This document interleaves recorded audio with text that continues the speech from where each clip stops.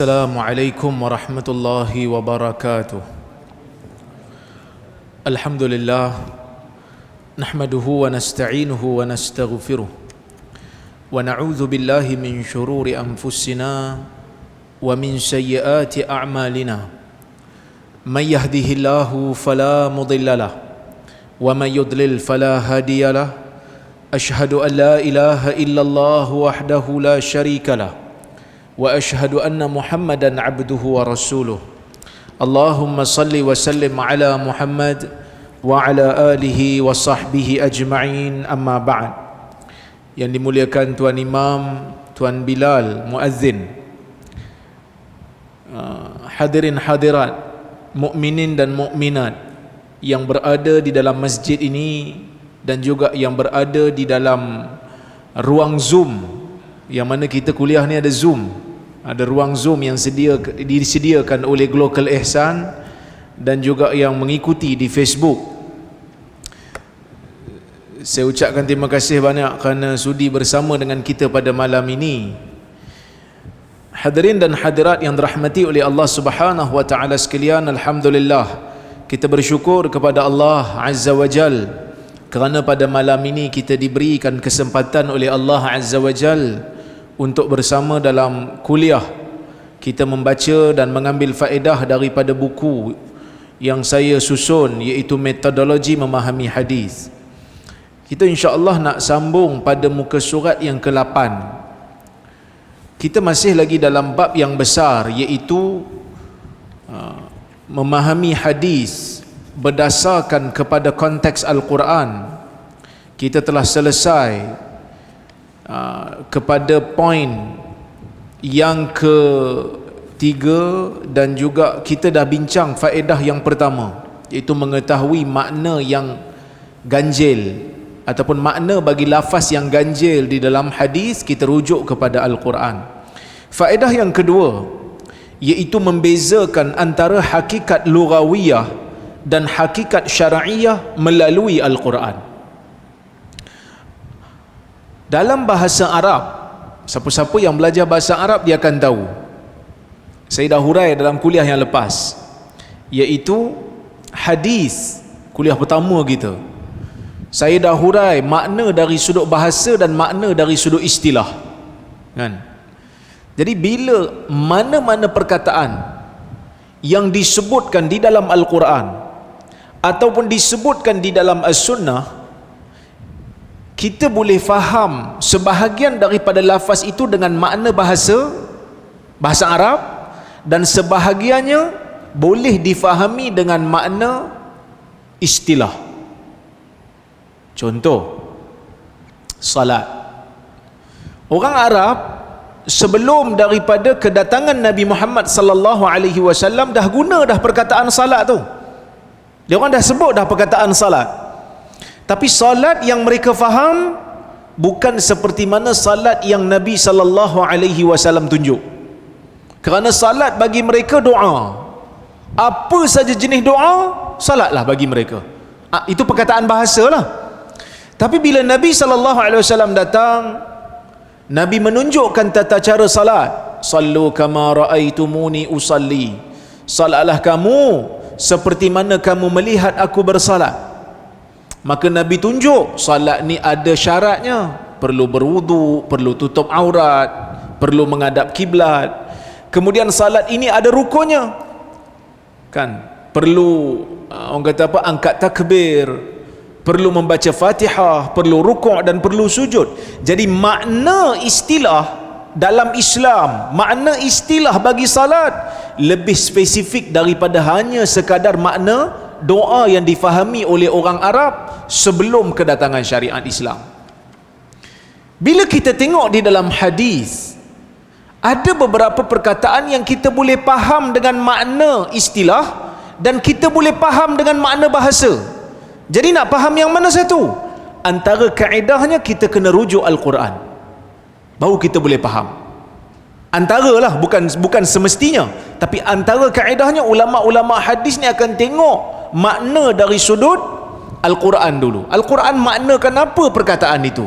Kita akan tengok lafaz-lafaz yang terdapat dalam mana-mana nas sama ada Al-Quran ataupun hadis, perlulah difahami terlebih dahulu berdasarkan makna hakikat syar'iyah, kerana lafaz yang ada dalam nas kebiasaannya digunakan berdasarkan uruf syarak. Ni asal. Mana-mana perkataan yang disebutkan dalam Quran, mana-mana perkataan yang disebutkan dalam sunnah, kita kena faham dengan makna istilah dulu. Kerana tu yang asal. Bila Nabi SAW sebut salat, bila Allah Ta'ala sebut dalam Quran salat, kita kena faham salat dengan makna syariat, makna istilah dulu, kecuali jika ada petunjuk sebaliknya. Okey? Kaedah inilah yang digunakan dalam ilmu usul fiqh.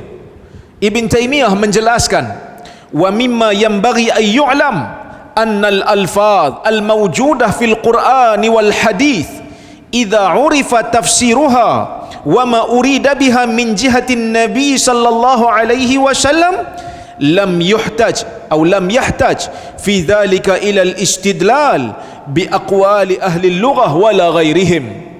Ibn Taymiyah dia jelaskan satu hakikat. Dia kata, di antara perkara yang kita perlu tahu, di antara perkara yang perlu diketahui, sesungguhnya lafaz-lafaz yang terdapat di dalam Al-Quran dan juga hadis, idza urifa tafsiruha, apabila lafaz tersebut tafsirnya diketahui, min jihatin Nabi sallallahu alaihi wasallam, daripada sisi Nabi, Nabi jelaskan tafsirannya, maksudnya makna istilah lah. Nabi sendiri terjelaskan makna dalam Quran ni. Nabi kata apa maksudnya? Allah Ta'ala mengharamkan riba, Nabi tafsirkan riba. Bila Allah Ta'ala wajibkan salat, Nabi tafsirkan salat makna apa? Allah Ta'ala tak wajibkan zakat, Nabi tafsirkan zakat. Bila Nabi menjelaskan, dan kita tak perlu lagi untuk menggunakan lafaz ataupun kalam-kalam ahli bahasa, tak perlu lagi dah, kerana Nabi SAW itu telah pun menjelaskan kepada kita. Itu kata Ibn Taymiyah lah, ya. Baik, oleh itu apabila terdapat perkataan yang diucapkan oleh Nabi SAW mengandungi makna bahasa dan syar'i, maka pada ketika itu wajar didahulukan makna syar'i. Namun ada kalanya, ini pengecualian lah, namun ada kalanya sesebuah perkataan di dalam nas boleh juga bermaksud bermaksud makna pada bahasa bukan makna syar'i. Maka amat penting untuk seseorang membezakan antara makna bahasa dan makna syar'i dalam sesebuah nas. Antara kaedah untuk kenal pasti benda ni, kita perlu merujuk kepada Al-Quran. Antara kaedah lah. Contoh, hadis daripada Sa'ad bin Abi Waqqas, ya.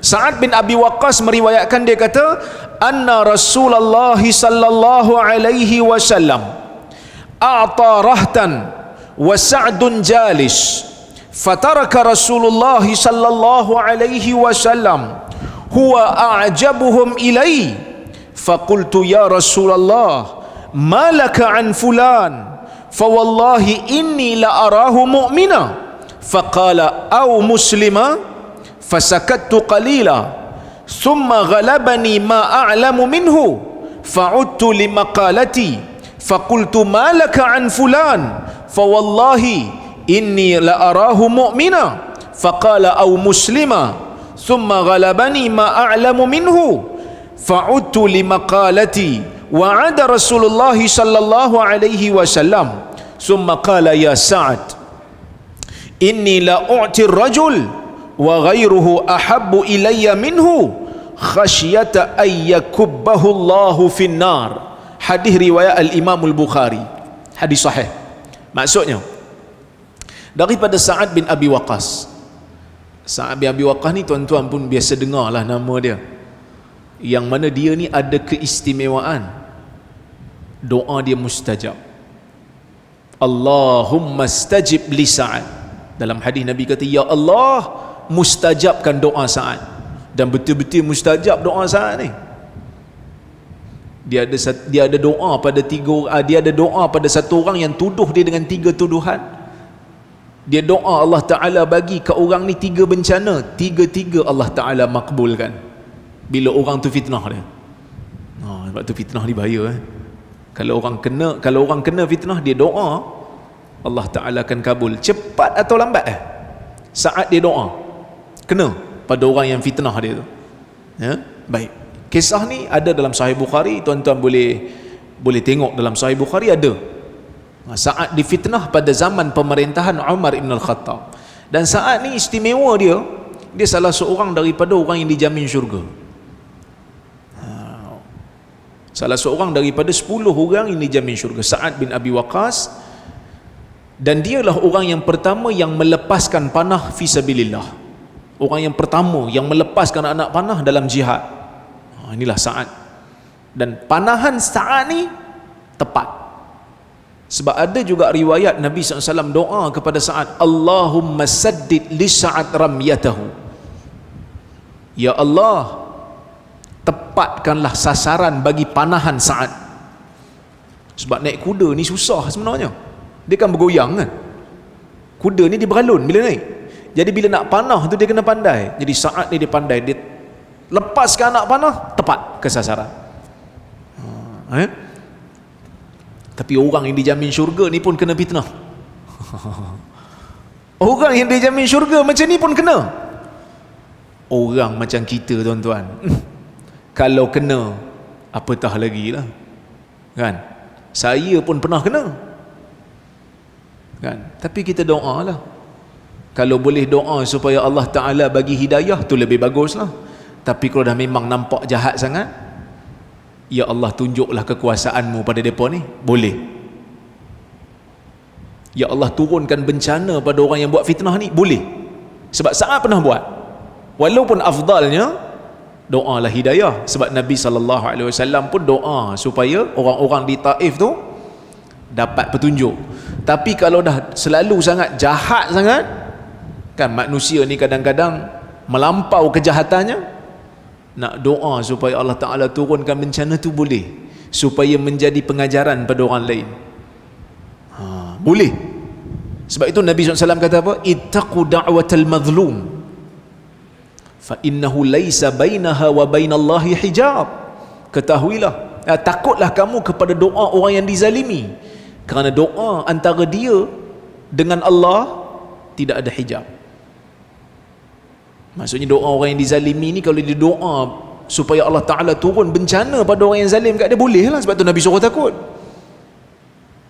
Sebab tu Nabi suruh berhati-hati, berwaspada. Sebab tu tuan-tuan, kita kalau boleh fitnah-fitnah orang ni jangan. Jahat macam mana pun orang tu, ataupun kita kata tak puas hati lah, bukan jahat, tak puas hati macam mana pun kita dengan orang tu, bab fitnah ni jangan. Bab fitnah ni jangan, bahaya kan. Kita nak lawan, bertarung idea, bertarung betul-betul. Jangan sampai buat fitnah pada orang. Pengingatan untuk diri saya jugalah. Baik. Sa'ad kata, anna Rasulullah sallallahu alaihi wasallam a'ta rahtan. Kata Sa'ad, Nabi sallallahu alaihi wasallam pada satu ketika ada berikan harta, pemberian kepada satu kumpulan manusia. Wa Sa'dun jalis, dalam keadaan pada masa tu Sa'ad sedang duduk. Sa'ad duduk tengok. Nabi bagi siapa ni? Dikatakan Nabi bagi pada orang yang Nabi nak jinakkan jiwanya supaya kukuh untuk terima, untuk terus berada dalam agama, terus berada dalam Islam. Ya, baik. Fataraka Rasulullah sallallahu alaihi wasallam rajulan huwa a'jabuhum ilaihi. Maka Nabi SAW pun tinggalkan satu orang lelaki. Nabi tak bagi kat dia. Nabi duk bagi orang ni, Nabi duk bagi orang ni, orang ni, orang ni. Yang tu Nabi tak bagi. Sa'ad kata, huwa a'jabuhum ilai. Kan? Sedangkan lelaki tu lebih aku suka. Paling aku suka dalam ramai-ramai tu dia. Tapi Nabi tak bagi kat dia. Faqultu, ya Rasulullah, ma laka an fulan fa wallahi inni la arahu mu'mina. Dia kata, ya Rasulullah, wahai Rasulullah, apa jadi di antara kamu? Kenapa kamu tak bagi fulan tu? Kenapa kamu tak bagi lelaki tu? Fa wallahi, demi Allah, inni la arahu mu'mina, sesungguhnya aku memandang dia sebagai orang mukmin. Bagilah dia orang beriman. Faqala au muslima, ataupun dia muslim, Nabi kata. Fasakattu qalila, Sa'ad kata bila Nabi sebut macam tu, aku pun diam kejap lah. Diam. Summa ghalabani ma'a'lamu minhu, tapi pengetahuan aku terhadap lelaki ni telah menguasai diri aku sehingga aku tak boleh diam lagi. Fa'udtu limaqalati, aku ulang perkataan tu balik. Nak bagi tahunya, para sahabat Nabi ni dia usaha nak faham. Dia usaha nak faham, kenapa Nabi tak bagi yang ni? Kan? Dia pun kata, faqultu malaka an fulan, dia kata, ya Rasulullah, kenapa tak bagi kepada lelaki ni? Fa wallahi inni la arahu mu'mina, demi Allah aku melihat dia sebagai orang mukmin. Nabi SAW kata, faqala au muslima, ataupun muslim. Nabi jawab, summa ghalabani ma a'lamu minhu, sekali lagi aku tak tahan, aku tanya lagi. Fa'udtu limaqalati wa 'ada Rasulullah SAW, Nabi pun ulang perkataan yang sama. Dia tanya soalan yang ketiga tu, soalan yang sama. Ya Rasulullah, kenapa tak bagi kat dia ni? Demi Allah aku melihat dia ni orang mukmin. Nabi kata, atau muslim. Kemudian Nabi SAW kata, dah Nabi sebut 3 kali tu, Nabi kata, ya Sa'ad, wahai Sa'ad, inni la u'tir rajul, sesungguhnya aku berkemungkinan memberikan seorang lelaki dengan satu pemberian, wa ghairuhu ahabbu ilayya minhu, sedangkan orang lain lebih aku suka berbanding yang aku beri ni. Katalah depan Nabi ada 2 orang, Nabi bagi kat seorang ni, Nabi tak bagi yang ni, sedangkan yang ni Nabi lebih sayang daripada yang ni. Atau khasyata ayyakubbahu Allahu finnar, kerana aku bimbang Allah Ta'ala akan campakkan dia, sembamkan dia dalam neraka. Apa maksudnya? Maksudnya Nabi SAW kata, aku mungkin suka kat orang ni, tapi aku bagi kat orang ni sebab dia ni kalau aku tak bagi, takut dia tak terima Islam dah, ataupun takut dia murtad lepas tu. Golongan mu'allaf, golongan yang jiwanya tu dijinakkan. Akan ada satu kisah balik daripada peperangan Hunain.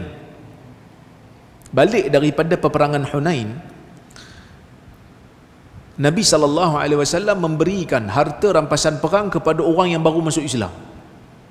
Aqra' bin Habis, Uyainah bin Husain, sehingga orang-orang Ansar tak puas hati sikit. Dia ada rasa macam sedih-sedih sikit lah. Sehingga Nabi SAW panggil Sa'ad bin Ubadah. Ya Sa'ad, Nabi kata, ni apa ni? Aku dengar cerita orang Ansar tak puas hati ni. Sa'ad kata, betul lah ya Rasulullah. Kamu kata apa wahai Sa'ad? Ma ana illa nafarun min qaumi ya Rasulullah. Aku ni tak lain tak bukan satu orang daripada kaum aku. Maksud Sa'ad pun ada sikit rasa, kenapa Nabi tak bagi kat kami? Maka Nabi kata pada Sa'ad, kumpulkan orang-orang Ansar. So Nabi SAW pun, Sa'ad pun dia kumpulkan dengan arahan Nabi. Maka Nabi pun masuk. Nabi SAW pun bagi satu ucapan. Ni ada dalam kitab sirah, tuan-tuan boleh tengok. Nabi kata, ya ma'syaral ansar, ma wajdatun ma qalatun balagatni ankum wajdatun wajadtumuha antum alayya min ajli lu'aatin ta'allaftu biha atau ta'allafu biha qauman liyuslimu wa wakaltukum ila islamikum. Nabi kata, wahai orang Ansar, ni ada cakap-cakap telah sampai kepadaku tentang kemarahan kamu, yang kamu marah terhadapku, disebabkan oleh kerana beberapa pemberian yang aku gunakan untuk aku jinakkan beberapa kaum supaya mereka ini masuk Islam, dan aku tinggalkan kamu kepada Islam kamu. Sebab Nabi SAW ni kenal orang Ansar, dan orang Ansar ni berjuang dengan Nabi SAW dengan ikhlas. Nabi kenal dah. Kalau Nabi tak bagi pun Nabi tahu mereka ni tak akan kembali kepada agama asal mereka. Memang mereka ni akan kekal Islam. Maka sebab tu Nabi tak bagi kat orang Ansar, Nabi bagi kat orang lain. Maka Nabi SAW kata, "Lau qultum la sadaqtum wa la suddiqtum." Wahai orang Ansar, kalau kamu sebut perkataan ni, kamu akan cakap betul. Orang juga akan kata kamu cakap betul. Apa dia? Laqad ji'tumuna matrudan fa'awainak wa makhzulan fanasarnak wa a'ilan fawasainak wa mukazzaban fasaddaqnak. Kalau kamu sebut benda ni, Nabi kata, apa yang kamu boleh sebut? Ya Rasulullah, engkau datang kepada kami dalam keadaan kau dihalau, kami berikan kau tempat tinggal. Ya Rasulullah, engkau datang kepada kami dalam keadaan tak ada siapa bantu engkau, kami bantu. Ya Rasulullah, engkau datang kepada kami dalam keadaan kau tak ada apa-apa, kami berikan bantuan kepada engkau. Ya Rasulullah, engkau datang kepada kami dalam keadaan engkau didustakan oleh orang-orang Mekah, kami benarkan engkau. Nabi kata, kalau kamu nak sebut perkataan ni wahai Ansar, kamu boleh sebut, kamu cakap betul. Orang lain pun kata kamu cakap betul.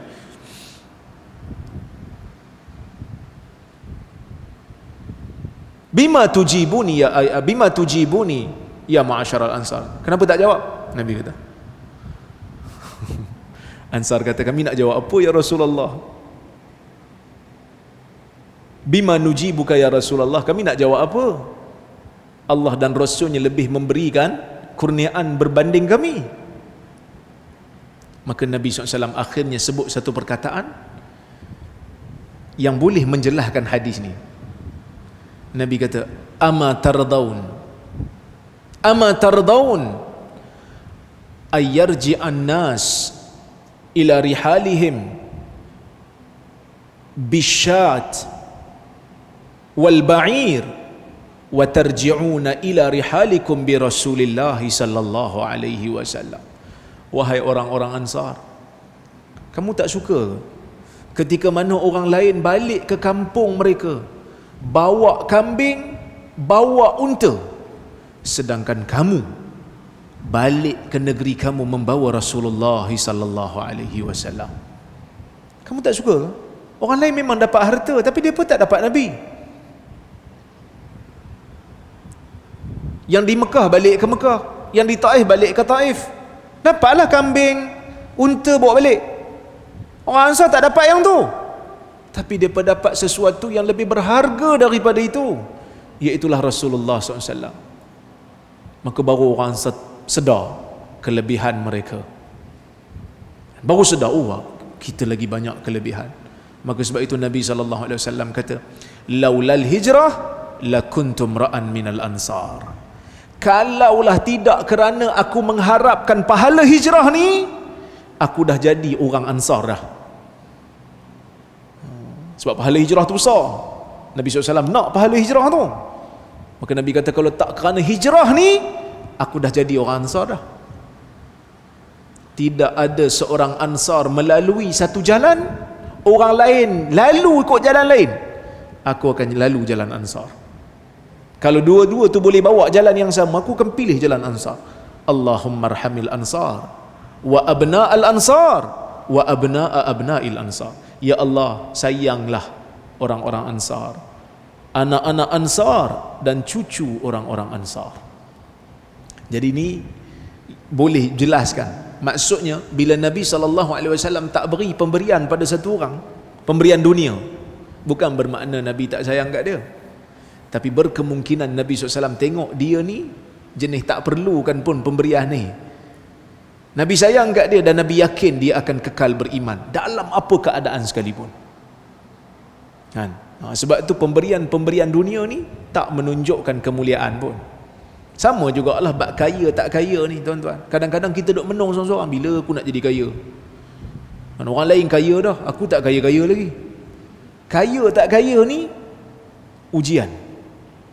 Ada orang Allah Ta'ala uji dengan kaya, seronok lah juga, tapi ujian lah. Tengok lepas ke tak lepas ujian ni. Ada orang tak kaya, miskin, ujian tentang miskin pula kan. Kedua-duanya ujian daripada Allah Azza wa Jalla. Jadi pemberian ni tak menunjukkan, tak semestinya menunjukkan kemuliaan.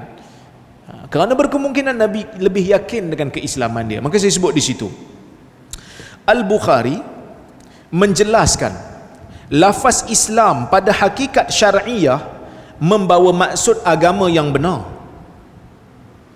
Jadi kalau orang tanya kita, awak agama apa? Saya Islam, Muslim.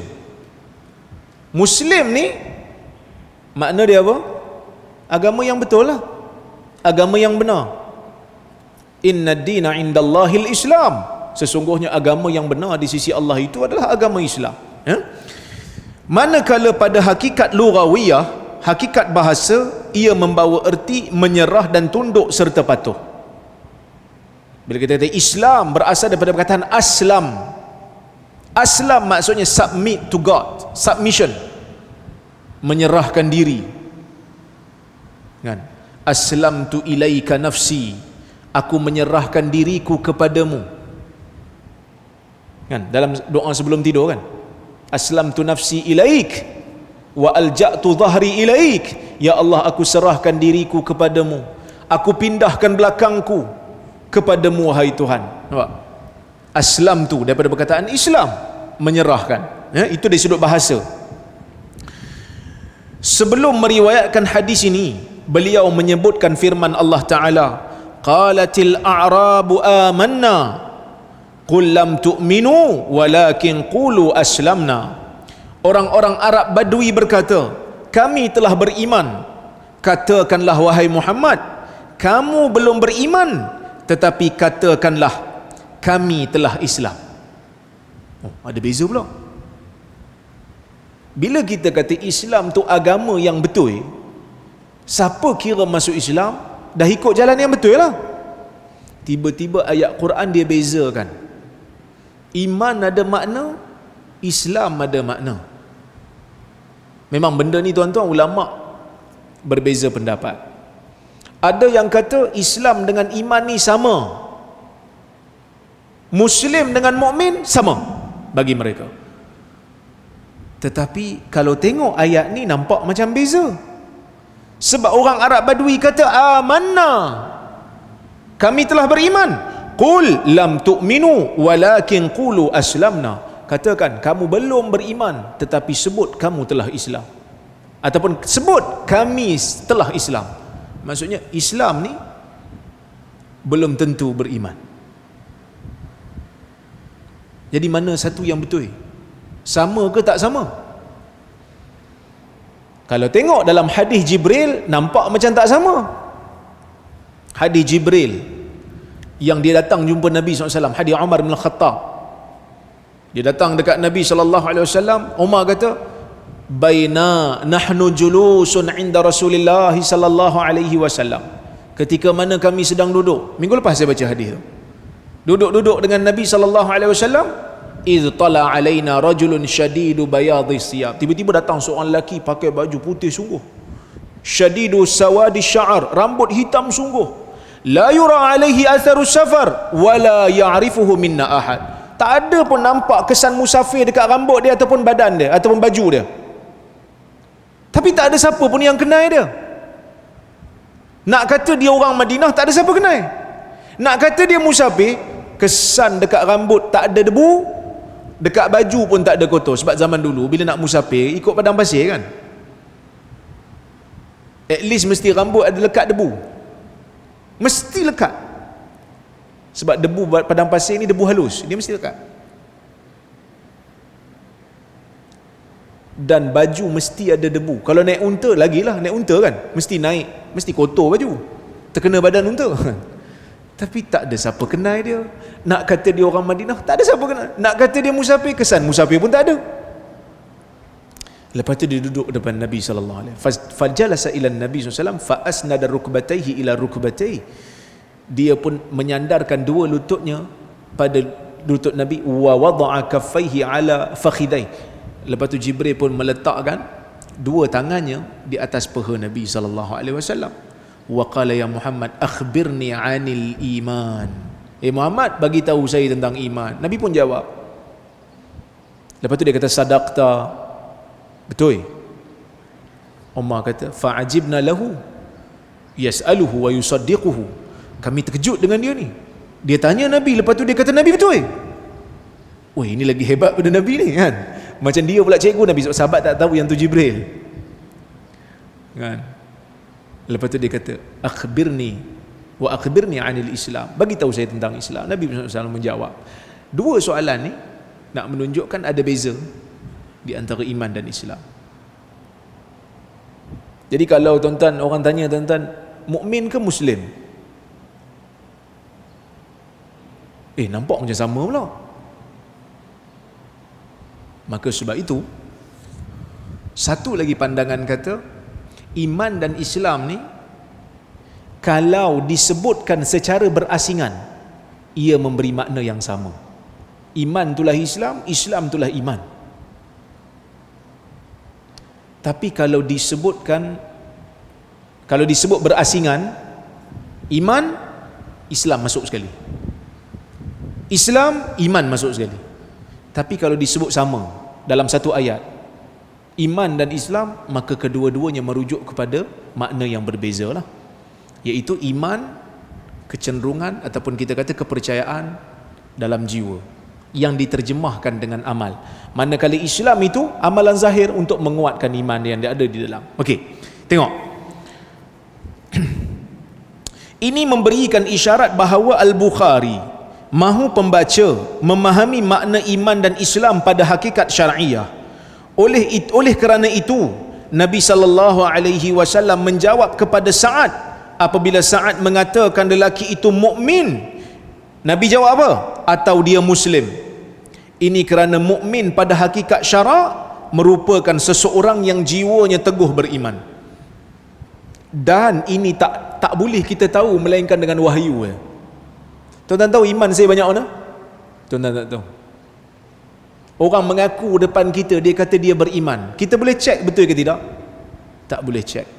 Sebab itu Nabi SAW berurusan dengan orang munafik seperti mana mereka beriman.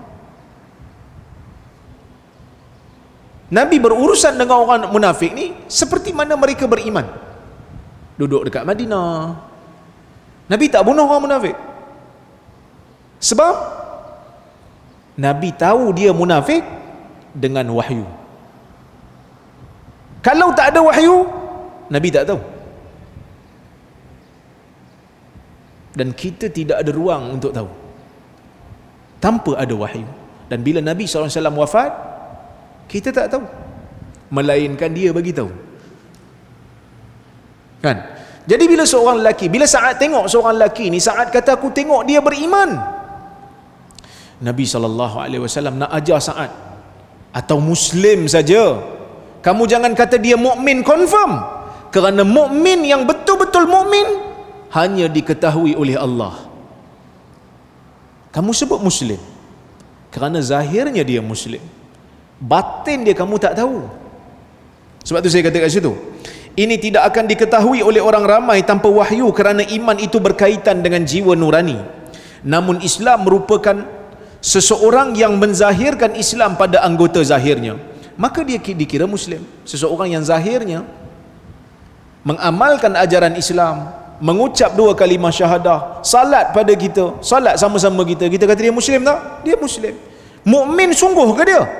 InsyaAllah, mudah-mudahan dia mukmin. Tapi hakikat sebenar kembali kepada Allah. Maka sebab itu Nabi SAW sebut dalam sebuah hadis, Nabi kata apa? Umirtu an uqatilan nas hatta yashhadu an la ilaha illallah wa anni rasulullah wa yuqimus salah wa yu'tuz zakah fa in fa'alu dhalika asamu minni dima'ahum wa amwalahum wa hisabuhum ilallah. Kama qala, Nabi SAW kata apa? Aku diperintahkan untuk memerangi manusia sehingga mereka mengucapkan kalimah la ilaha illallah dan aku adalah Rasulullah. Mereka mendirikan salat, mereka membayar zakat. Jika mereka lakukan perkara ini, mereka telah menyelamatkan darah dan nyawa mereka. Mereka menyelamatkan darah dan juga harta mereka. Wa hisabuhum ilallah, dan perhitungan sebenar bagi mereka kepada Allah. Kita nampak dia ucap, kita kata dia Muslim. Kerana kita tak tahu apa yang dia sembunyikan. Kan? Nabi kata aku diperintahkan untuk memerangi manusia ni, tuan-tuan jangan salah faham lah. Bukan Nabi ni anjur keganasan tak. Uqatilan nas, uqatil, muqatalah. Nabi guna perkataan uqatil. Nabi tak guna perkataan aqtul. Nabi tak kata umirtu an aqtulan nas. Nabi tak kata aku disuruh untuk bunuh manusia. Tak. Kalau Nabi guna perkataan tu, siapa yang bukan Islam boleh dibunuh walaupun dia tak perangi Islam. Nabi kata umirtu an uqatilan nas, aku diperintahkan untuk memerangi manusia. Al-Imam Al-Aini dalam Umdatul Qari dia menghuraikan, dia kata uqatil dia berasal daripada perkataan qatala yuqatilu muqatalatan wa qitala. Dia mesti ada musyarakah. Musyarakah ni mesti ada dua pihak. Memerangi manusia, Nabi perang dengan manusia bila orang tu perang Nabi. Bahkan kita tengok dakwah Islam 13 tahun kat Mekah, Nabi tak mulakan keganasan. Nabi tak balas pun. Nabi tak lancarkan perang pun dekat Mekah 13 tahun. Kena lanyak tak? Kena lanyak. Kena seksa tak? Kena seksa. Tapi Nabi buat apa? Nabi dan para sahabat sabar. Cuma bila sampai ke Madinah dah ada negara, Nabi pertahankan negara Islam Madinah. Nabi tak perang. Bila yang Nabi perang ni? Bila mana orang-orang Quraisy memulakan serangan di Mekah, dan dengan Rom Nabi perang sebab apa? Dengan Rom Nabi perang dengan Rom sebab Rom bunuh utusan Nabi sallallahu alaihi wasallam, Harith Al-Azdi. Maka berlakulah peperangan Mu'tah. Nampak? Islam tu bermula dengan dakwah, bukan mula dengan angkat pedang terus. Bahkan kita dengan konsisten mengatakan, sesiapa yang memaksa orang lain masuk agama Islam dengan kekerasan, dan orang tu masuk Islam sebab takut, bukan sebab dia beriman, sah dah Islam dia? Sah dah iman dia? Tak sah. Kerana iman ni 100% percaya. Cuma itulah kita doa lah tuan-tuan, 3 anak kecil yang telah dididik dengan cara Islam ni, yang duk kacau sekarang ni kan, kita doa lah tuan-tuan supaya mereka ini kekal di dalam agama Islam. Bila kita tengok tuntutan demi tuntutan yang diberikan oleh orang bukan Islam ni, nampak macam menggusarkan kita sebagai orang Islam. Kita kena doa banyak-banyak tuan-tuan, mudah-mudahan 3 anak ni kekal dalam agama Islam. Sebab saya pun ada sembang dengan Datuk Mufti, dan Datuk Mufti pun sebut budak-budak ni bagus, dididik dengan cara yang bagus, siap hafal surah Quran, surah Waqiah dah hafal lah, pakai tudung elok. Kita sedih lah kalau mereka dipaksa untuk kembali kepada agama sebelum daripada mereka menerima Islam. Kerana mereka pun kalau ikut dalam interview tu memang nampak nak kepada agama Islam, kerana memang dididik oleh orang Islam kan. Tapi yang sedihnya ada juga orang Islam, saya ingat siapa yang share, Sobri apa share ada komen dekat Facebook, dia kata alah lantaklah 3 orang, kalau dia orang ni pergi tak kurang pun Islam. Inna lillahi wa inna ilaihi raji'un. Kita pun penin dengan orang macam ni kan. Nak maki orang kesian, tapi tak maki minta minta maki kan. Tapi kita kata la ilaha illallah Muhammad Rasulullah kan, astaghfirullahalazim. Janganlah ada ayat-ayat seperti ini keluar daripada orang Islam. Macam mana pun kita kena bertahan kan. Kerana bila mana dia mengucap dua kalimah syahadah, dia saudara kita lah, saudara se-Islam kan. Kena ingat balik kisah Mu'tasim kan, dengan seorang perempuan yang menyeru kepada Mu'tasim. Keluar tentera begitu ramai hanya semata-mata kerana nak memelihara maruah seorang muslimah. Kita kena bersolidariti lah. Tapi ada juga sebahagian, saya kadang-kadang pening, tak reti orang Islam ni, dia tak reti letak prioriti. Saya post, saya kata kita kena bersolidariti, dia duk balon saya isu Wahabi, komen kat bawah tu macam-macam duk kutuk. Saya kata tunggulah kejap, kita pertahan dulu akidah budak ni, lepas tu kita gaduh balik. Tapi dia orang tak boleh kan, otak dia orang tu je, Wahabi, Wahabi, Wahabi. Saya ingat kalau kucing tak makan kat rumah pun Wahabi juga yang salah. Baik. Jika dia hanya menzahirkan Islam kerana takut dibunuh, maka pada hakikat syar'iyah Islamnya tidak akan menyelamatkannya daripada azab. Maksud kalau katalah dia ni tunjuk dia macam Muslim tapi jiwanya tak beriman, dia bukan Muslim pada hakikat syar'i. Dia hanya Muslim pada bahasa sebab dia menzahirkan dia Islam, tapi sebenarnya dia tak Islam pun. Maka hadis ni menjelaskan makna bahasa dan juga makna syar'i. Makna syar'i tak ada siapa yang tahu melainkan hanya Allah. Yang kita berurusan dengan manusia, kita berurusan apa yang ditunjuk pada kita, yang zahirnya. Zahirnya nampak dia menzahirkan hukum hakam Islam, dia amalkan. Dia mengucap depan kita, dia Muslim. Perhitungannya kembali kepada Allah Subhanahu wa taala. Dalam keadaan ini, gelaran Muslim yang diberikan kepadanya hanya makna pada bahasa, iaitu orang yang tunduk dan menyerah kerana takut. Maka ayat Al-Quran tadi menjelaskan perbezaan antara makna bahasa dan syar'i bagi perkataan iman dan Islam. Baik. Yang ketiga, mentafsirkan, faedah yang ketiga, mentafsirkan lafaz hadis yang mujmal berdasarkan Al-Quran. Okey, kita bagi laluan pada azan dulu.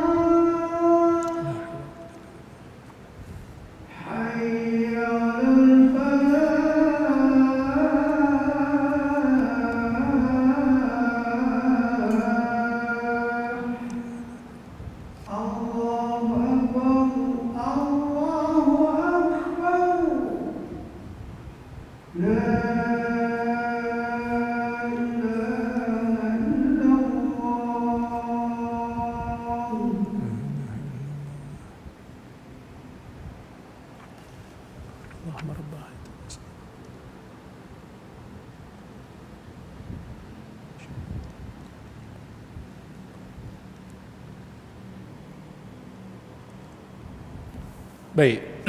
Menafsirkan lafaz hadis yang mujmal berdasarkan Al-Quran. Kadang-kadang dalam hadis ada perkataan yang tak jelas makna. Ada perkataan tu dari sudut bahasa jelas, tapi dia merujuk kepada makna apa? Tak spesifik. Maka bila kita nak spesifikkan maknanya, kita boleh jadi kena rujuk Quran. Sebagai contoh, hadis ni panjang tuan-tuan, tak apalah, kita baca sikit-sikit. Baik. Anna Rasulullah SAW utiya bilahmin farufi'a ilaihi dhira' wa kanat tu'jibuhu fanahasha minha nahsyah. Kata Abu Hurairah, Nabi SAW diberikan sepotong daging. Nabi diberi sepotong daging, diangkat kepada Nabi bahagian betis. Sebab Nabi SAW suka bahagian betis, dan Nabi SAW gigitlah. Nabi gigit betis tu. Summa qal ana sayyidun nas yaumal qiyamah. Nabi kata, aku penghulu bagi manusia pada hari kiamat. Wa hal tadruna mimma dhalik? Kamu tahu tak kenapa perkara itu berlaku? Yajma'ullahu an-nasal awwalina wal akhirin fi sa'idin wahid. Allah Subhanahu wa taala akan menghimpunkan manusia di satu kawasan yang lapang. Itu padang mahsyar lah. Yusmi'uhumud da'i, yang mana kawasan tu penyeru boleh mendengarkan mereka semua. Wa yanfudhuhumul basar, penglihatan pun boleh melihat mereka semua. Wa tadnu syams, matahari dekat dengan mereka. Fayablughun nasa minal ghammi wal karb ma la yutiqun wa la yahtamilun, dan telah sampai kepada manusia kegelisahan dan kesusahan yang mana mereka tak mampu lagi untuk menahan kesusahan itu, dan tak mampu lagi untuk tanggung. Fayaqulun nas, manusia pun berkata, ala tarawna ma qad balagakum, adakah kamu tidak melihat apa yang telah sampai pada kamu? Ala tanzuruna man yashfa'u lakum ila rabbikum, tidakkah kamu ingin cari, tidakkah kamu ingin melihat kepada siapa yang boleh memberikan syafaat kepada kamu, syafaat untuk kamu kepada Tuhanmu? Fayaqulu ba'dun nasi li ba'd, maka sebahagian manusia berkata kepada sebahagian yang lain, alaikum bi Adam, kamu kena pergi jumpa Adam. Fayatuna Adam alaihi salam fayaquluna lahu, mereka pun bertemu dengan Adam, mereka pergi jumpa Adam, mereka kata kepada Adam, anta abul bashar, kamu ayah kepada manusia. Khalaqakallahu biyadih, Allah Ta'ala cipta kamu dengan tangannya. Tuan-tuan jangan duk bayang tangan Tuhan macam mana, tak sama dengan tangan makhluk lah, ya. Wa nafakha fika min ruhi, dan Allah Ta'ala tiupkan pada engkau daripada ruh yang Allah Ta'ala cipta. Wa amaral malaikata fasajadulak, dan Allah Ta'ala mengarahkan malaikat lalu mereka sujud kepada kamu wahai Adam, sujud hormat bukan sujud ibadah, ya. Ishfa' lana ila rabbik, ya Adam, tolonglah minta syafaat untuk kami pada Tuhan. Ala tara ila ma nahnu fi, tidakkah kamu melihat keadaan kami sekarang? Ala tara ila ma qad balagana, adakah kamu tidak melihat apa yang telah sampai pada kami? Fayaqulu Adam kata, inna rabbi qad ghadiba al-yawm ghadba lam yaghdab qablahu mithlahu wa la yaghdab ba'dahu mithlahu. Nabi Adam kata, sesungguhnya Tuhanku hari ini murka dengan satu murka yang dia tak pernah murka sebelum ini sepertinya, dan dia tak pernah murka selepas ini sepertinya. Wa innahu qad nahani 'ani syajarah fa'asaitu, sesungguhnya Tuhanku pernah melarang aku daripada pokok, tetapi aku ingkar, aku pergi juga, ya? Nafsi, nafsi, nafsi, diriku, diriku, diriku. Maksud Adam kata, aku kena fikir pasal diri aku, tak bolehlah bagi syafaat. Izhabu ila ghairi, pergi kepada orang lain. Izhabu ila Nuh, Adam kata, pergi jumpa Nuh lah, pergi jumpa Nuh. Fayatuna Nuhan fayaqulun ya Nuh innaka anta awwalur rusul ila ahli al-ard. Mereka pun jumpa Nabi Nuh. Mereka kata, wahai Nuh, sesungguhnya engkau Rasul yang pertama kepada ahli-ahli dunia, kepada orang-orang bumi. Wa qad sammaka Allahu 'abdan syakura, sesungguhnya Allah telah menamakan engkau sebagai hamba yang bersyukur.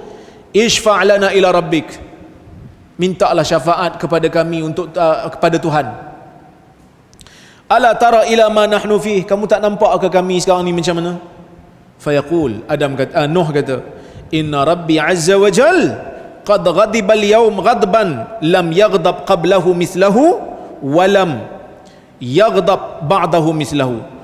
Dia kata sesungguhnya Tuhan aku qad ghadiba al-yawm ghadaba, Tuhanku marah, murka dengan satu murka yang dia tak pernah murka sebelum ni sepertinya, dan selepas ini pun tak pernah murka sepertinya.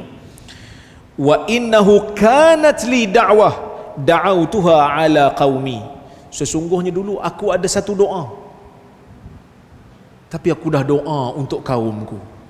Maksud Nuh kata, kalau nak minta syafaat ni rasa macam tak sesuai, sebab aku dah minta kat Tuhan dulu. Minta apa? Hadis tak bagi tahu. Hadis tak bagi tahu kan? Dia kata aku tak minta Allah Ta'ala doa, aku doa pada Allah supaya Allah ni berikan sesuatu yang buruk kepada kaumku. Tapi hadis tak bagi tahu apa dia. Kita baca lagi. Nafsi, nafsi, nafsi. Diriku, diriku, diriku. Idhabu ila ghairi. Pergi ke jumpa orang lain. Idhabu ila Ibrahim. Pergi jumpa Ibrahim. Fayatuna Ibrahim. Mereka pun datang jumpa Ibrahim. Fayaqulun ya Ibrahim, anta nabiyullah wa khaliluhu min ahli al-ard. Wahai Ibrahim, engkau ni Nabi Allah dan Khalilullah, kekasih Allah, daripada kalangan ahli dunia. Ishfa'lana ila rabbik, minta syafaatlah untuk kami kepada Tuhan. Ala tara ila ma nahnu fi, tidakkah kamu lihat apa yang kami sedang berada di dalamnya ini? Fayaqulu lahum, Ibrahim kata, inna rabbi qad ghadiba al-yawm ghadaban lam yaghdab qablahu mislah wa la yaghdab ba'dahu mislah. Tuhan ni telah, Tuhan aku murka pada hari ini dengan satu murka yang dia tak pernah murka sepertinya sebelum ini, dan takkan murka sepertinya selepas daripada ini. Wa inni qad kuntu kadzabtu thalatha kadhibat, aku telah menipu dengan 3 tipuan, kata Ibrahim. Sebenarnya bukan tipu, helah-helah, tauriah. Tauriah yang Nabi Ibrahim pergi pecahkan berhala tu kan. Lepas tu bila orang tanya, dia kata yang besar tu yang buat. Sebenarnya yang besar tu yang buat. Sebagian ulama kata maksudnya Nabi Ibrahim tak tipu. Yang besar tu bukan merujuk pada patung tu, yang besar tu merujuk pada dia punya jari ni. Sebab dia kan pakai kapak. Kapak kalau tak ada yang besar ni mana boleh mukul. Ada yang kata gitu, ada yang kata tak, yang besar tu lah penyebab. Sebab tengok yang besar geram yang kecil. Dia pukul yang kecil. Ada yang kedua, Nabi Ibrahim bila diajak untuk pergi sembah berhala, dia kata inni saqim, aku sakit. Jadi kaum dia ingat dia sakit jasad, tapi sebenarnya dia sakit hati dengan apa yang dilakukan. Lepas tu dengan Sarah lah, bila mana nak berjumpa dengan Maharaja Mesir pada ketika itu, dia kata kalau dia tanya, kau sebut aku ni saudara lelakimu, kan, saudara lelaki kamu. Sebenarnya saudara lelaki se-Islam. So dia kata aku dah guna peruntukan ni, 3 peruntukan ni aku dah guna, jadi rasa nak minta syafaat untuk manusia ni aku tak berapa layak lagi. Okay. Nafsi, nafsi, nafsi. Idhabu ila ghairi. Diriku, diriku, diriku. Pergi jumpa orang lain. Idhabu ila Musa fayatuna Musa. Pergi jumpa Musa. Maka mereka pun pergi jumpa Musa. Fayaqulun ya Musa anta Rasulullah faddalakallahu birisalatihi wa bikalamihi ala nas. Wahai Musa, engkau Rasulullah, Allah Ta'ala lebihkan kau dengan risalahnya, dan Allah Ta'ala lebihkan kau apabila Allah Ta'ala berbicara dengan kau berbanding manusia yang lain. Ishfa'lana ila rabbik, minta syafaat untuk kami kepada Tuhan. Ala tara ila ma nahnu fi, kamu tak tengok ke keadaan kami sekarang ni? Fayaqul inna rabbi qad ghadiba al-yawm ghadaban la yaghdab. Perkataan yang sama. Tuhan murka dengan satu murka yang mana sebelum ni Tuhan tak pernah murka sepertinya, dan Tuhan tak akan murka selepas daripada ini sepertinya. Kemudian Nabi Musa pun sebut wa inni qad qataltu nafsa lam umar biqatliha. Aku dah bunuh satu nyawa yang aku tak disuruh untuk bunuh. Nafsi nafsi nafsi, diriku diriku diriku, idhabu ila ghairi. Pergi jumpa orang lain lah. Idhabu ila Isa ibni Maryam. Mereka pun pergi jumpa Nabi Isa. Bila jumpa Nabi Isa, dia kata, ya Isa anta Rasulullah wa kalimatuhu alqaha ila Maryam wa ruhum minhu. Wahai Isa, engkau ni Rasulullah dan engkau adalah kalimah Allah yang Allah Ta'ala campakkan kepada Maryam. Maksudnya Nabi Isa ni lahir bukan dengan perhubungan kahwin lah. Allah Ta'ala kata kun fayakun, jadi maka jadilah. Itu maksud kalimah Allah tu. Allah Ta'ala arahkan, Allah Ta'ala orang kata apa, sebutkan kun fayakun, ya? Wa ruhum minhu, dan roh yang Allah Ta'ala cipta. Nabi Isa ni ada keistimewaan. Wa kallamtan nasa fil mahdi sabiya, dan engkau boleh bercakap dengan manusia waktu engkau masih lagi di dalam pangkuan, masih dalam buayan, ya?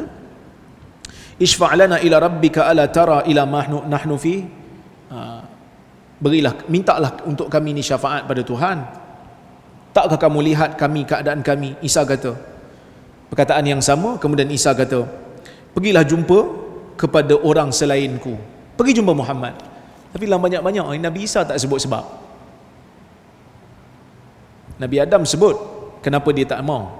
Dia kata Allah Ta'ala larang aku pergi kat pokok tu, aku pergi, kan? Lepas tu Nabi Nuh kata aku tak mampu, aku tak boleh, sebab aku ada satu doa yang aku doa pada Tuhan, untuk Tuhan ambil tindakan pada kaumku, tak boleh. Pergi jumpa Ibrahim pun kata tak boleh, aku dah guna 3 peruntukan selindung tu. Jumpa Nabi Musa pun kata tak boleh, sebab aku ada kesilapan, aku pergi bunuh orang tak sengaja. Jumpa Nabi Isa dia kata tak, aku tak boleh sebab apa? Tak tahu. Dah kalau tak ada kesilapan, tak ada kekurangan, Nabi Isa tolong lah. Tapi Nabi Isa kata aku tak boleh. Sebab apa? Allah Ta'ala nak bagi satu isyarat kepada penyembah Nabi Isa. Isa tak boleh tolong pun kalau Tuhan tak izin. Mereka hari ni duk seru Jesus kan. Pada akidah Islam, Nabi Isa Nabi, bukan anak Tuhan. Di hari akhirat nanti Nabi Isa pun tak mampu untuk beri syafaat melainkan jika Allah Ta'ala izinkan. Dan Allah Ta'ala tak izin, dia kata tak boleh. Nafsi. Pergi jumpa Nabi Muhammad sallallahu alaihi wasallam, Isa kata. Maka mereka pun pergi jumpa Nabi Muhammad. Ya Muhammad anta Rasulullah wa khatimul anbiya. Wahai Muhammad, engkau Rasulullah dan penutup segala nabi. Wa qad ghafarallahu laka ma taqaddama min dhanbika wa ma ta'akhkhar. Allah Ta'ala telah mengampunkan dosa kamu yang terdahulu dan terkemudian. Ishfa' lana ila rabbik. Beri syafaat, mintalah syafaat untuk kami kepada Tuhan. Maka Nabi SAW pun pergi mintalah. Nabi pun beredar pergi ke bawah arash, dan aku pun jatuh dalam keadaan sujud kepada Tuhanku. Kemudian Allah Ta'ala ilhamkan kepadaku daripada pujian dan kebaikan dan keindahan pujian kepada Allah.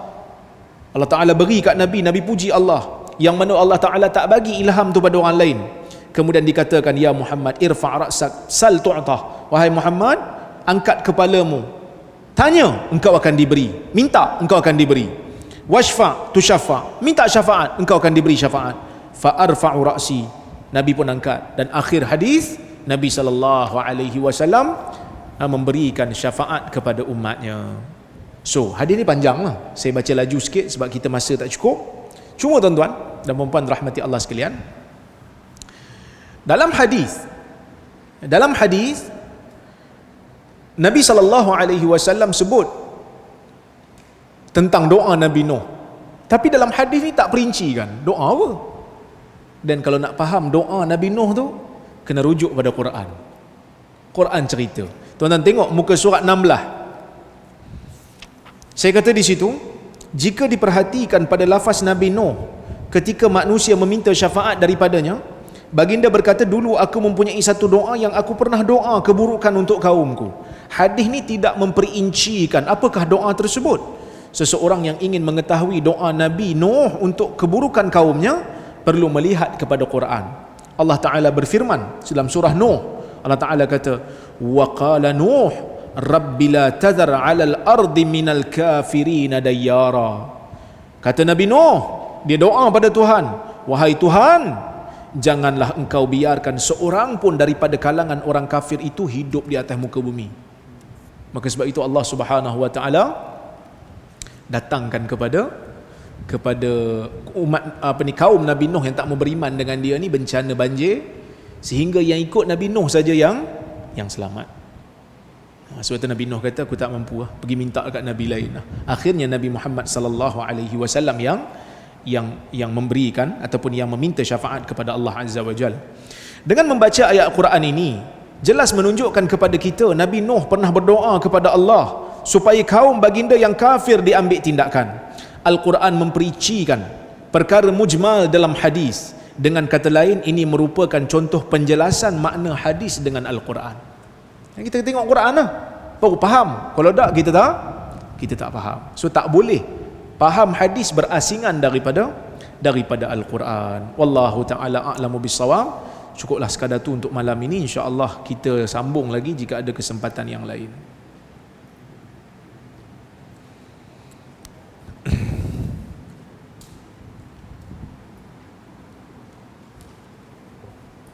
Baik tuan-tuan, ni ada soalan.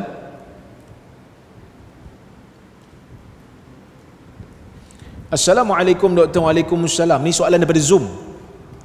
Saya nak tanya berkaitan hadis muzik. Bagaimana cara kita nak faham metodologi yang digariskan oleh para ulama?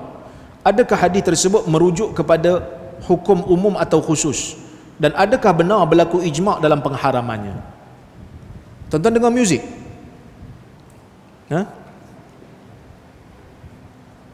Muzik ni majoriti ulama mengatakan ia haram, kecuali gendang. Selain daripada tu, seruling ke, gitar ke, haram. Kerana ada hadis Nabi SAW mengatakan akan ada satu kaum daripada kalangan umatku yang akan menganggap halal, yastahilluna hira wal harir wal ma'azif. Hira menghalalkan perbuatan zina dan menghalalkan sutera bagi lelaki, dan juga menghalalkan muzik. Kemudian Nabi SAW sebutlah Allah Ta'ala akan binasakan mereka dengan menjadikan mereka ni khanazir wal qiradah. Al qiradah wal khanazir, akan jadikan diorang ni jadi beruk dan juga jadi babi di akhir zaman nanti. Jadi majoriti ulama kata muzik ni haram, kecuali gendang, kerana gendang ni ada pengecualian. Tapi ada minoriti ulama, antaranya Ibn Hazmin, dan ada seorang tabi'in, saya lupa nama dia, dia menganggap muzik ini secara dasarnya tidak dilarang. Tak dilarang. Yang dilarang itu adalah apabila muzik itu diiringi dengan arak dan juga pelacuran. Sebab zaman dulu mereka ni dok faham hadis tu dia ada latar belakang dia ada latar suasana yang melingkari hadis tu. Kita akan masuk bab tu nanti. Laju sangat yang tanya ni pun. Tak apa, baguslah tu, dia minat kan. Ada latar yang mengelilingi dia ataupun melingkari hadis tu.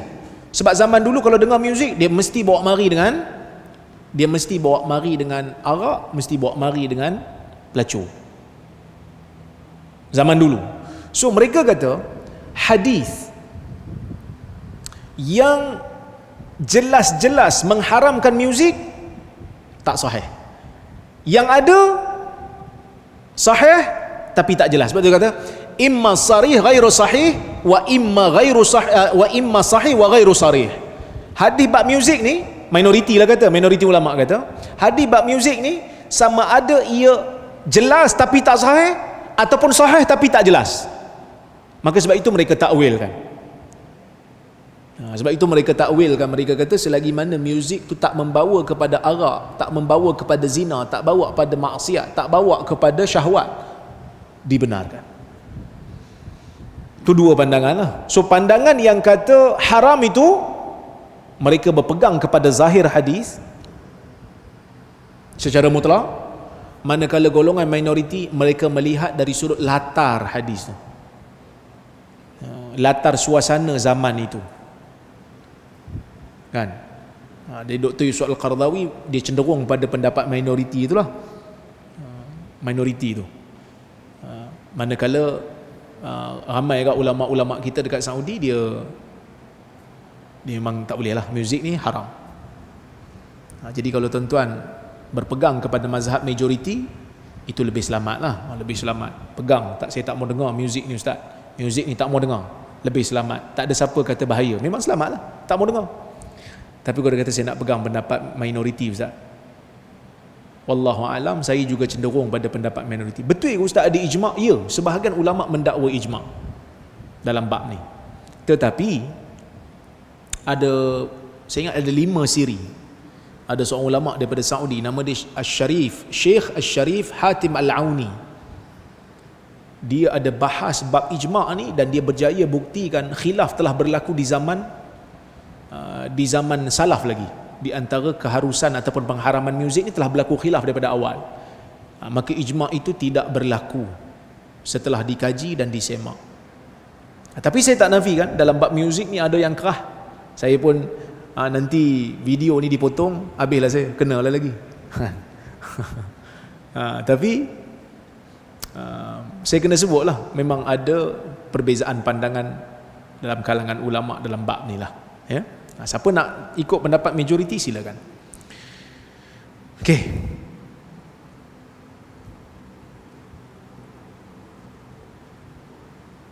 Assalamualaikum Dr. Waalaikumsalam. Apa pandangan doktor berkaitan dengan vaksin booster, dari sudut kesan kepada penerima dan juga dari sudut kewajipan mengambil booster?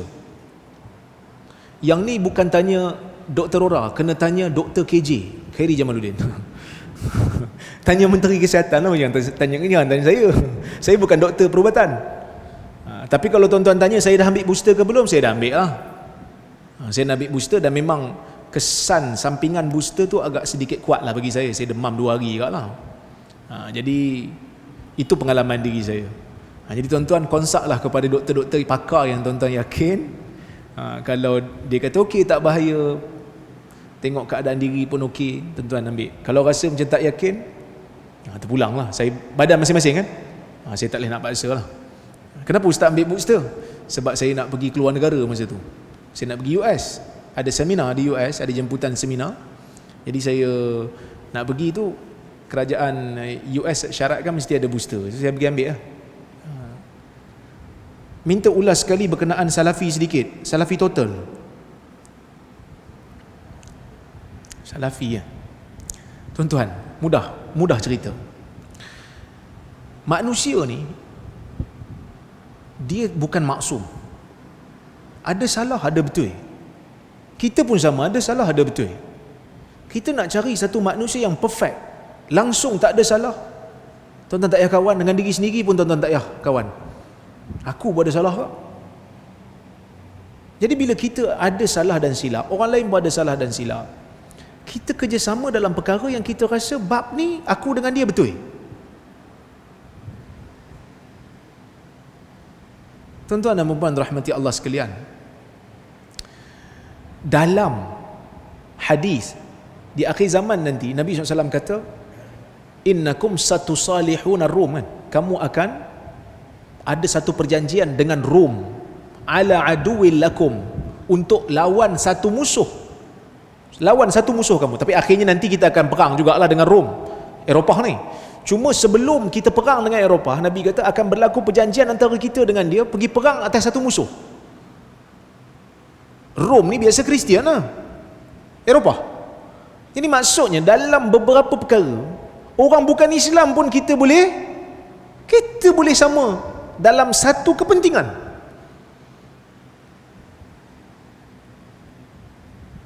Takkanlah sesama Islam tak boleh. Dia isunya bila kita panggil beberapa tokoh-tokoh yang bukan aliran salafi diperleh. Hari Jumaat tu tuan tengok tak forum? Ke tuan-tuan tak tengok? Tapi view ramai juga, ada 8,000 kan?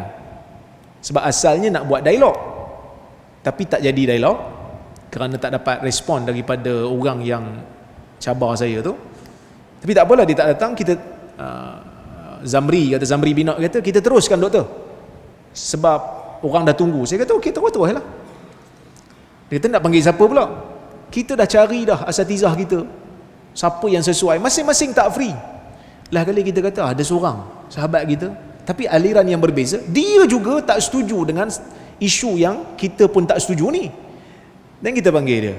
Nama dia Ustaz Nurdrus. Ustaz Nurdrus ni dia tak sama dari sudut, dia Asy'ariyah lah, dia bukan Salafi, tapi akhlak bagus, lepas tu ada ilmu. Jadi kita panggil, kita layan dia elok-elok, kita berkawan dengan dia. Dalam forum tu pun dia menyatakan ketegasan nak lawan khurafat ni. Kita pun sama lawan khurafat, kita pun sama lawan hadis palsu, dia pun sama lawan hadis palsu. So kita kerjasama tara tu je lah. 2-3 hari ni nampak kawan-kawan Salafi Ori duk sindir-sindir kita lah. Saya nampak jugalah ada beberapa kawan-kawan kita ni yang marah-marah. Dulu depa duk panggil kita pelih-pelih, geng pelih ni bukan Salafi Ori, kita hot and spicy. Depa duk kata kita dulu bukan Ori. Depa duk kata kita ni geng-geng tajdid ni, Datuk Mufti ni Salafi Ikhwani lah, Oxfordi lah, pro sunat tu kat belakang, pro sunat, pro media tajdid tu. Macam-macam depa duk kata kat kita bukan Salafi Ori. So kita pun terimalah hakikat, aku bukan Salafi Ori, tapi aku sayang sunnah. Raja pemerintah negeri ni sayang sunnah, so kita pun sayang sunnah. Hang nak kata aku bukan Ori, terpulang. Tapi akidah kita ambil akidah daripada Hanabilah, akidah salafus salih. Sayang sunnah, kita sayang sunnah. Kita berbeza dari sudut approach. Depa tak mau kerjasama dengan siapa-siapa pun, silakan. Kita pun tak pernah nak bantah. Tapi kalau nak kata kita menghancurkan agama hanya semata-mata kerana kita jemput, tak. Kita bincang isu bersama yang kita dengan dia sama-sama tentang, iaitu bab khurafat, bab hadis palsu, bab bid'ah. Tuan-tuan, ulama-ulama silam pun ada yang mazhab Asy'ari.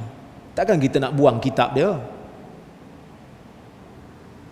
Ada ulama-ulama dulu mazhab Asy'ari, takkan kita nak buang kitab dia? Cuma kita kata dalam isu ni kita nampak ulama silam sendiri berbeza, kita ambil mana yang bermanfaat. Ada ulama bermazhab Hanabilah dari sudut akidah, Hanbali, Salafi. Ada yang bermazhab Asy'ari. Kita setuju dengan Hanbali, tapi kita mengambil manfaat daripada sahabat-sahabat dan saudara se-Islam kita daripada mazhab yang berbeza. Inilah yang kita nak bawa keterbukaan. Kita mengambil manfaat. Nabi SAW tak pakai cincin pada awal. Bila Nabi jadi pemerintah, Nabi tulis surat nak kena cop. Baru Nabi tahu rupanya kalau surat tak cop pakai cincin, maharaja luar tak baca. Maka Nabi SAW ambil cincin, kan? Menunjukkan keterbukaan Nabi dalam mengambil ilmu daripada luar tu ada juga dalam bab keduniaan ni. Kita pun sama jugalah, kita belajar daripada orang yang berbeza, kita kerjasama. Sampai bila nak musuh ni? Dia orang pun Muslim juga, ada ilmu juga. Jadi saya dalam bab ni saya agak sedikit kecewa dengan sahabat-sahabat kita, kan? Saya kecewalah dengan dia orang kerana isu ni. Tapi tak apalah.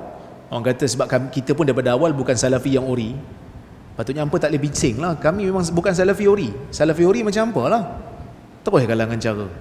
Kami buat cara kami lah, kan? Kita buat cara kita kerjasama dengan siapa saja. Nak turun dialog kita turun, nak turun debat insya-Allah kalau tajuk sesuai kita turun. Cuma saya nak pesan satu lah, kawan-kawan kita ni jangan terlebih sangat nak troll orang ni. Iyalah betul lah dia ustaz berkenaan dia cabar saya terima, lepas tu dia tak datang, kan? Tapi jangan lebih-lebih sangat, jangan seronok lebih sangat. Sebab dalam bab turun dialog tak turun dialog ni, bukan semua, saya pun sama, bukan semua saya layan. Ada orang duk jemput, duk ajak, saya tak layan sebab saya kata macam tajuk tak sesuai, tak rasa tak larat nak layan, tak pada nak layan dia ni. Kalau ikut orang cabar tu ramai. Tapi bila saya layan, bila dia tarik diri tu, kita pelik lah sikit kan. Cuma jangan terus lebih-lebih. Sebab kesediaan nak turun tak turun ni taklah menunjukkan berani ataupun tidak secara hakikinya. Bergantung kepada kesediaan, bergantung pada masa. Tuan-tuan, debat ni letih tuan-tuan. Tuan-tuan tengok show bila ada debat je 20,000 view, memang sonok. Sebab apa? Makan popcorn je. Tapi dia punya persediaan tu susah. Dia punya persediaan tu letih, penat. Siapa yang pernah turun debat dia tahu. Kan? Kita nak susun hujah, masa yang singkat, kita kena susun hujah yang penting, yang mana tak penting kita kena tinggalkan dulu. Bila ada masa baru kita ambil. So semua tu memerlukan kepada effort dan usaha. So bagi saya, itulah saya punya pendirian. Kita boleh berbeza dalam masalah ni. Wallahu ta'ala a'lamu bissawab. Okey? Di sini ada soalan? Ya. Last.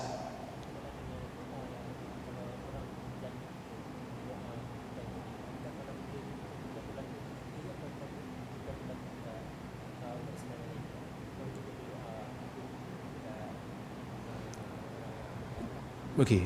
Kalau keburukan tu berlaku pada orang lain, boleh tak kita doa pada orang yang buat keburukan pada orang lain? Kalau kita nampak kezaliman berlaku, tapi kezaliman tu tak berlaku kat kita, kezaliman tu berlaku kat orang lain, Nabi ada baca kunut nazilah kan? Keburukan tu berlaku kat Nabi ke kat sahabat Nabi? Kat sahabat Nabi kan? Boleh juga lah. Kita buat kunut nazilah untuk sahabat kita di Palestin umpamanya. Keburukan tu tak berlaku kat kita, berlaku kat kawan kita Palestin. Maksudnya boleh kita doakan. Kalau betul-betul memang berlaku kezaliman lah. Kalau betul-betul memang berlaku kezaliman, kita boleh doakan. Walaupun kezaliman tu tak kena pada kita, cuma kita kata, ya Allah, ambillah tindakan kepada orang yang zalim. Kan? Kalau dia ni zalim, ya Allah ambil tindakan pada dia. So kita guna ayat yang berlapik sikit lah. Kalau betul dia zalim, sebab itu Sa'ad pun doa macam tu, ya Allah, kalau dia ni tak bangun melainkan kerana riak dan nak menunjuk-nunjuk pada manusia, maka panjangkan umurnya, dedahkannya pada fitan. Panjangkan kefakirannya, jadikan dia miskin, dan dedahkan dia dengan bencana. Itu doa Sa'ad pada lelaki yang fitnah dia. Okey, tapi Sa'ad dia bagi satu ayat yang macam berhati-hati sikit. Kalau betul dia ni riak, bangun tu, cakap tu kerana nak menunjuk-nunjuk pada orang yang dia berani, yang dia boleh lawan Sa'ad bin Abi Waqqas. Wallahu a'lam. So kita pun kalau boleh, kalau nak berdoa, guna ayat yang macam tu lah. Wallahu a'lam. Terima kasih banyak tuan-tuan pada semua yang hadir pada malam ini di masjid ini, di Facebook dan juga di Zoom. Terima kasih banyak. Saya ucapkan terima kasih pada AJK Masjid, pada Global Ihsan. Global Ihsan pun banyak agak membantu umat dalam isu-isu kemanusiaan, ya, kepada Dr. Azmi, Kak Jini, Ustaz Reza, semua tu mereka memang all out buat kerja kemanusiaan. Kita bantu mereka, kita sokong kerja mereka dan kita doakan mereka. Saya mohon maaf terkasar bahasa, tersilap kata. Aqulu qawli hadza wa astaghfirullahal azim li wa lakum. Wassalamu alaikum warahmatullahi wabarakatuh.